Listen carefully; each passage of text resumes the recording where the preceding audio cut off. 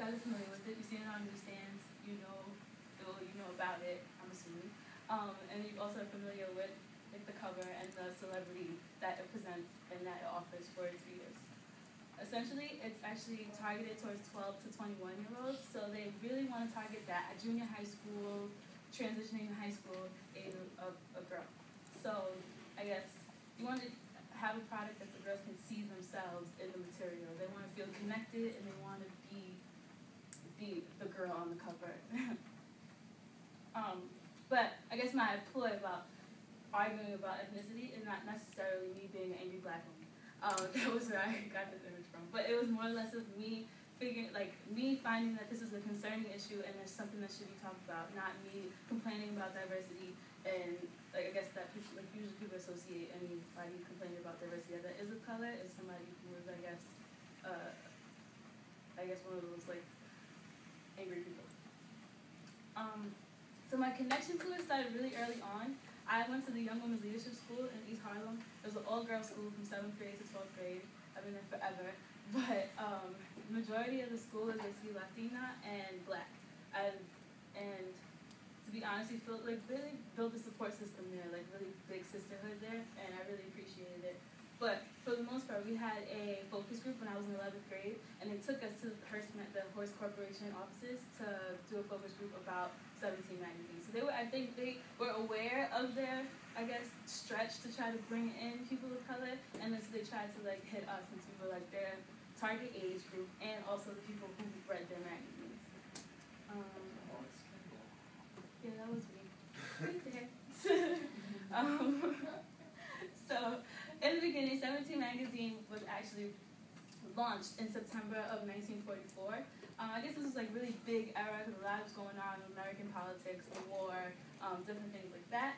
It was built and created by a woman named Helen Valentine, and she actually started working for Triangle Publishing, which is another corporation that was owned by these two guys. And she would typically produce magazines that were on movies and screenplays, and then she switched to doing stuff that was more concrete.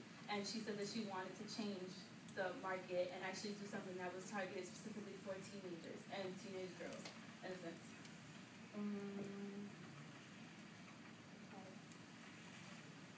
So, what was already out was like Ladies' Home Journal, and on the side they had these columns that were, I guess, on the side, the columns were more about like how to be proper, etiquette, debutantes, like stuff like that. It wasn't nothing out at the time that was targeted specifically to this group, and that's why she kind of had the idea to create that and expand that market, because everything else was more structured, about being proper, and not anything that really focused on a teen girl being an individual and as a consumer, the real person, but more about how to kind of obey what was expected of you at that time.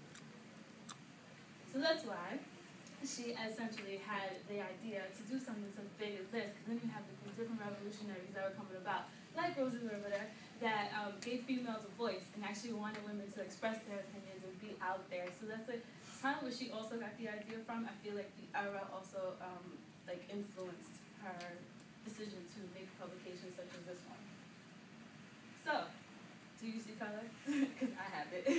And all the titles and all the covered stories that they've had, they all had like majority white women and not women of color on their covers. So if you look at the media, this media kit is kind of outdated because it's from 2010, but the content is still relevant. So this only breaks down the females from 12 to 19, and then it's hit of 4.5 million. But if you look at the breakdown of the ethnicities and races, they only have, broke it down. African Americans make up 14.2%, and Hispanic women only make up 18.9%. They are at the top of their game, though, if you look at the other competitors out there when it comes to hitting this age group specifically, but overall, like, they're still lacking with color. And if you look at even larger scale, on the whole, the 12 million women that they do hit overall, this is from 12 to 24. The numbers are very similar. So, 12 to 24 Spanish, Hispanic is 17%, African American is 15%, and other is 16.2%. But they never really classify or they'll never really say what the other is.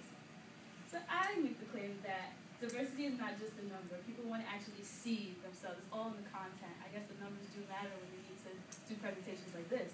But essentially, it's not really, I guess, the focus of it. And people really, I guess, well, for women who also feel like they aren't included, it's more about, are you trying to fit a quota? Is that something that you need to achieve in your magazine? Or is it something that you really care about and really want to achieve for the greater society, I'd say?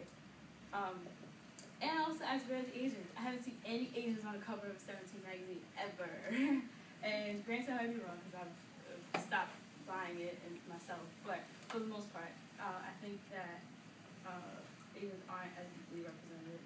And aside from the covers, even in the media kit with the demographics, they don't necessarily put them as a category on the list, and they break down ethnicities. And the same, I feel like they just probably squeeze them into other. They don't have their own category. So then I also looked at the spreads in the magazine. So when it came to like hair, they would have like taglines like amazing hair and your sexiest hair ever. But then the women that they use, a majority of them are Caucasian, and then you have the two of Beyonce and Rihanna, but the hair in the photos that they have on their head isn't theirs. So how can you talk about having amazing hair and then having this like, image of this amazing beautiful hair when it's not theirs? And then also they also talk about type. I guess there's a breakdown with type of hair. Not everybody has the same type, which is fine. Straight, curly, wavy. But then they use relaxed as an option, which I guess you would say, depending on how the popularity of relaxing your hair for African American women and other women of color is popular, but then they don't consider the natural hair. They never put that in as an option, which I feel like is causing concern because it's becoming a more popularized thing to wear your hair natural and kind of embrace that naturalness. They also have ways of how to wear your hair. I don't know about y'all, well, some of y'all can, but I can't do these hairstyles. So it's not that they, of course you want to include it because that's what your name, your bigger, I guess, pull is if you include, I guess, your hair for the week. But then you can also on the next spread probably have like, oh, this is how to do your hair if you had this type of hair for the rest of the week. So I feel like I guess increasing their bracket and including more people would probably be my biggest push, not necessarily changing the whole entire magazine. Because then what are we supposed to do?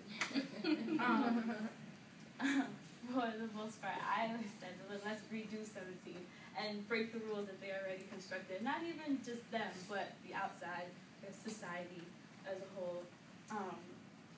So include different things like defining what you see as perfect hair, good hair, amazing hair, in different ways that you would like to style it that is more appealing to girls that might not fit what the standard of beauty is. Even increasing, they already have like different, I guess, different spreads on how, like different body types and women who are as plus size compared to those that aren't, and they have those already, but I just said increase it. Just don't kind of settle for, oh yeah, you got a couple pages, we threw some people in there, but like make it more inclusive than whatever it is. To conclude, the normal girls, the regular girls you see on the street, that I see walking down the street when I'm at home, definitely so that it becomes more appealing to them, and in the long run, it's a benefit to them because they're increasing their industry and their revenue from the consumer. So again, I'm not an angry black girl complaining about diversity. I just feel like it should be something that is on people's minds and something that these big companies should really take into consideration when they have to appeal to such a wide variety of people. They're not just targeted to one specific group. And in the end, they say a little peace of mind and something that everybody can feel related to and accepted in the process. And that's it.